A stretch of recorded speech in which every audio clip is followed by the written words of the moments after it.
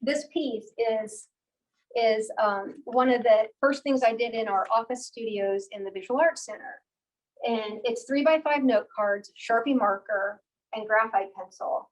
And I was literally just like writing words, just whatever words of things I had been either fixating on or reading or hearing in the news, just different words, just, simply writing them. And then I was cutting them up and just looking at them. And I didn't know what it would become. But somehow when I got those, put together, I said, that kind of looks like something like that. Like, I think that's interesting. There's the rhythm and the spacing and so forth. And so that spring, the Huntington Museum of Art has an amazing program called the Gropius Artist Series, where a national artist comes in, gives a talk, has a show, and does a 3-day workshop. And so I worked with one of the Gropius artists who's doing a printmaking workshop, Sarah Amos, and that there's one thing that's not here. I did 3 little painted studies, like this became 3 little panels. And I said, I want to take that panel, that center panel. I just want to do, I've never done a 4-color print. I want to do a 4-color print. So I know when you do go to workshop, it's better to go with an open mic. So I'm just going to experience, but I really want to do a 4-color print.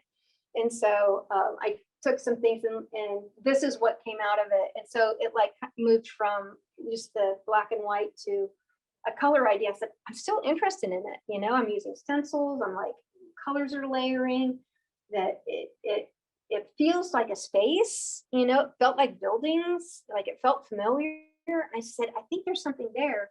So I applied for the Hambidge residency, and my proposal was I wanted to take the small drawing and scale it up, because then the residency, you'd have enough space to do a larger painting. And so this painting is what I scaled up. If you're on Facebook with me, over the last 4 or 5 days, I've been posting a sequence of process photos. So this painting I worked on for 2.5 years.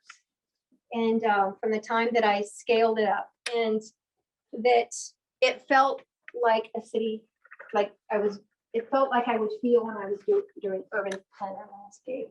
So if you, it's commonly called like runner's high, like whatever you do in life that gives you a runner's high, it's like, as I shifted, so I thought, that's what I want. There's got to be another type of art and painting that gives me that feeling of like being complete and whole and in the moment.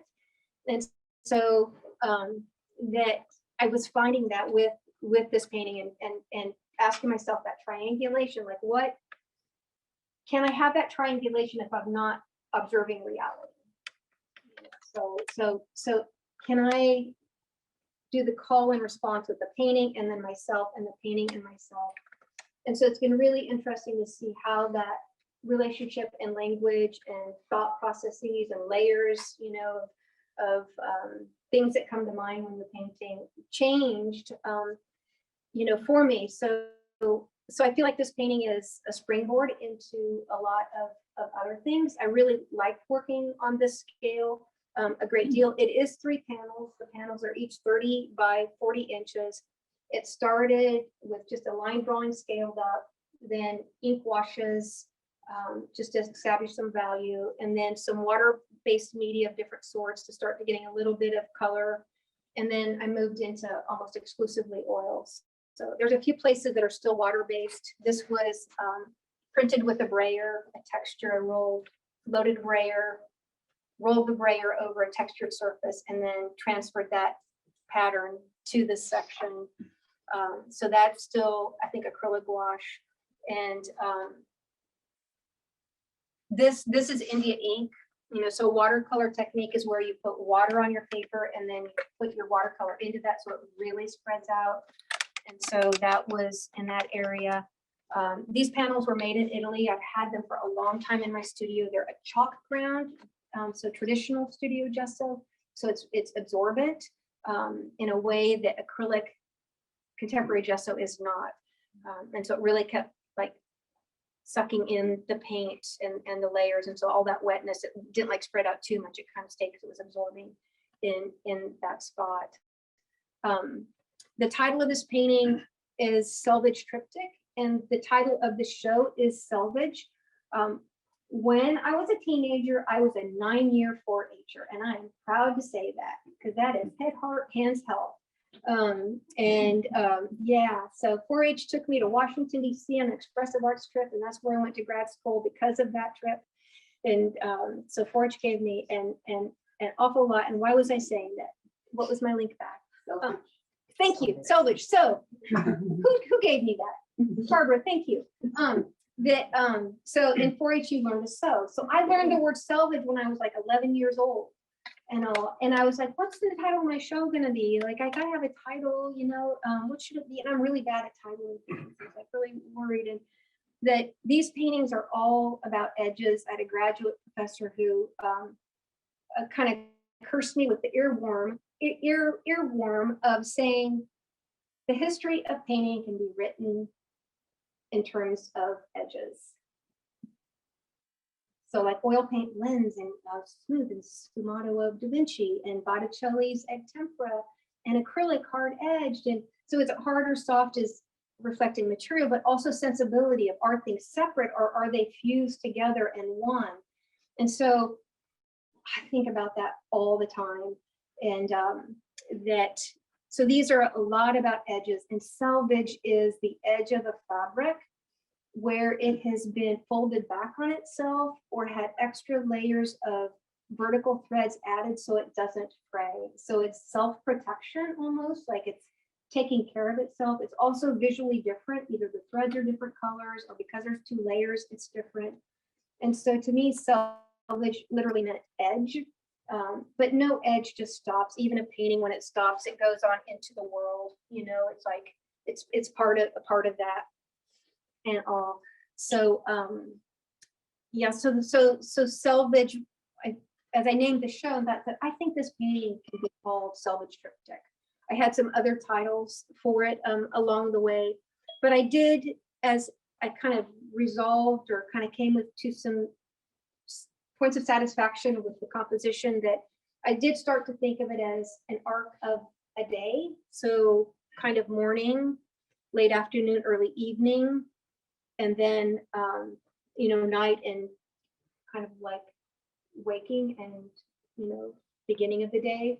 So that was one aspect that I also started to think of it as this is kind of outdoors, and then this is indoors, and then outdoors. So kind of an entering into and then a leaving.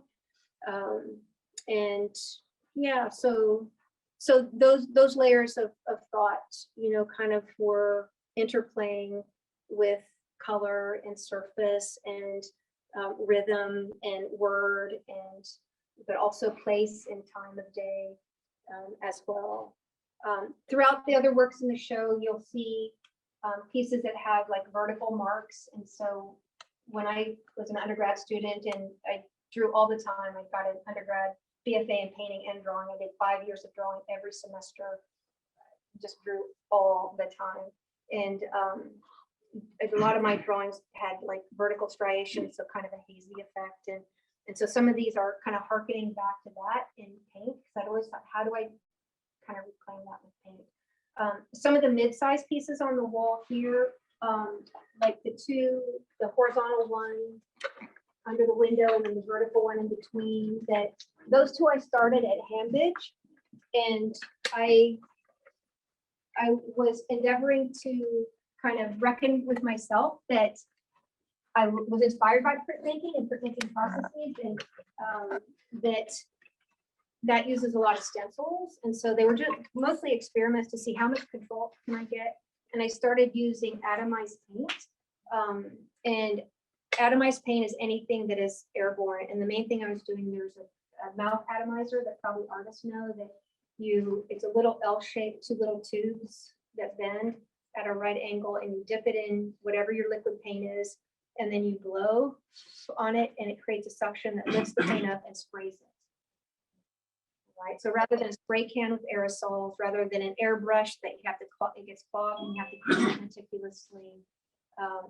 You know, I've looked at all those different types of atomization, but for me, that little mouth atomizer is the most, you know, climate friendly, flexible for cleaning and changing out colors. And so when it says atomized paint, it's mostly with a mouth atomizer, though in some of them, like in the one here by Lance and Hannah, and there's a partner piece of that one here, for those, I was consciously trying to use all the different types of atomization to like see what is the kind of language of the droplets. And because it's the pandemic and, you know, things in the air and the virus and spittle and all that, it's like, you know, it seemed kind of righteous that I was like making things airborne and then letting it settle, you know, on the paper. When I was doing plein air painting really intensively on my website, I think it's still on there. I endeavored to come up with a 75-word artist statement because that was like the gold standards. Can you say what your work is about in 75 words? And I worked on it. It's 3 sentences. And one of the things is that the painting evolves as like dust on a windowsill. You know, because working on a painting for a couple years, it's like it's this accretion, this gradual like adding and a little bit here and a little bit there, and things kind of settling. And so the atomized paint also felt like that to me, like this gradual accretion and layering and building up. That there is one work over there which is called It Takes, and that was another experiment. Like I didn't plan that would take very long, but I did end up working on it a lot. And in that one, I started to use letters like you would, like if you're going to write like yard sale, like you'd get them at the Home Depot. But I was using the parts of them, both the negative and the positive, and just seeing like, what about if these are kind of like ready-made stencils that come from words that are part of our daily life and familiar, and see what can I do with them. So there's a lot of experimentation in the show. The word selvage meaning edges, and I think also kind of like transitions of like how things come together. So it was fun to lay out the show here and to think about how some of the works that definitely started with written words, and you know, other works that started with the stencils, and there are 5 or 6 pieces that are drawn from observation, and you know, they have some aspects like the figures standing on top of the little floating rocks that that down on the end, the large black frame piece, that's a rock. I call it's scholar rock. Scholar rock is a whole tradition in Asian culture of rocks that one rock evokes the entire landscape. So it's that macro, micro, the small calls to mind that the monumental and all. And so, you know, taking that little base and say, I'm going to do that, you know, and those are like little bits of building materials that I've collected over the years. If you ever see any cool ones, I just send them to me. I would like some more. But anyways, I think maybe that's a good time to end. We've kind of gone through a few things, and I think I said more than I intended.